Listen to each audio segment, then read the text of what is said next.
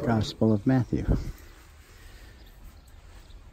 When he saw the crowds, he went up this mountain, and after he had sat down, his disciples came to him.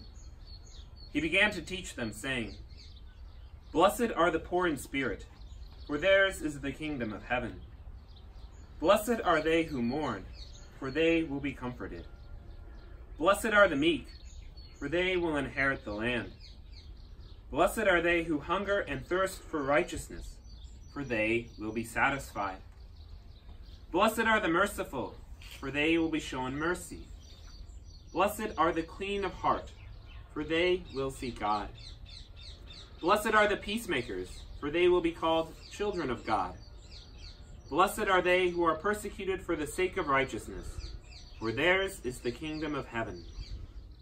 Blessed are you when they insult you and persecute you, and utter every kind of evil against you falsely because of me. Rejoice and be glad, for your reward will be great in heaven."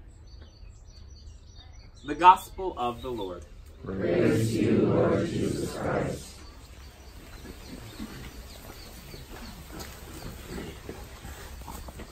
Well, on our plane ride, as we were getting into the airport and waiting in line to get into our plane, I was speaking with a fellow from America, but going to Israel, and he was recounting to me a story of his own mother, who said when she was in the 40s, she was taken to Auschwitz, and she came across the soldiers when she got off the train, and if you went right, that means you went to the chambers, and if you went left, that means you got to work. And she said her mother was blessed in that she was able to go left.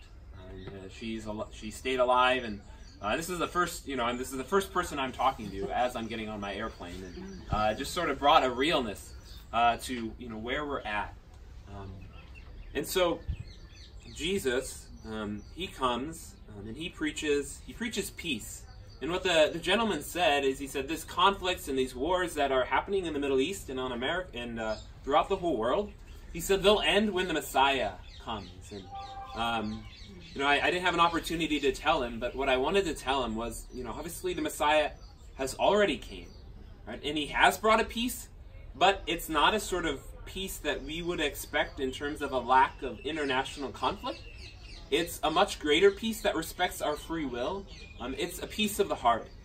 Right? Whenever I think of that peace, I think of like St. Maximilian Kolbe, who was singing joyfully in that same concentration camp that this gentleman's mother was at, in a starvation bunker.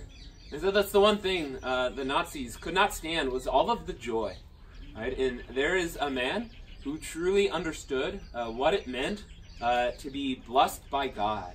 Right? To recognize that no matter where you're at, no matter what the external situations are, nothing can take your freedom of being a son or daughter of God. That you can always have that joy with you, and it's not dependent upon other people. And that's a much greater freedom, or a much greater peace, than I think anyone could have expected. Right? And that's what this Sermon on the Mount, these Beatitudes, right? It's all about living a blessed life. Right? And in other words, Bishop Barron talks about this is what makes us happy. And it's all of these conflicting things. Blessed are you if you're poor, for then you'll be rich in heaven. Blessed are you if you are persecuted, and then you will have the kingdom of God. And it doesn't quite make sense, but what Jesus is saying is, hey, I am all of these things. I was poor, I was in prison, I was all of these things. And if you live this life and don't renounce me, I will be with you. And it's this beautiful thing, this great paradox. And this would have been a sermon that Jesus would have preached over and over again. It's just recounted one time, chapter 5 to 7 of Matthew. And this is how he begins that great sermon, with how do you want to be happy? And that's the question we all have. And the answer, of course, is Jesus. When we live into our lives, he'll do amazing things. He'll take our misfortune and he'll raise it into something fortunate. And so may we live that life of beatitude. May we live that life of blessing, one that doesn't depend upon external things, but upon the disposition of our heart. How much we love Jesus and accepting how much he loves us.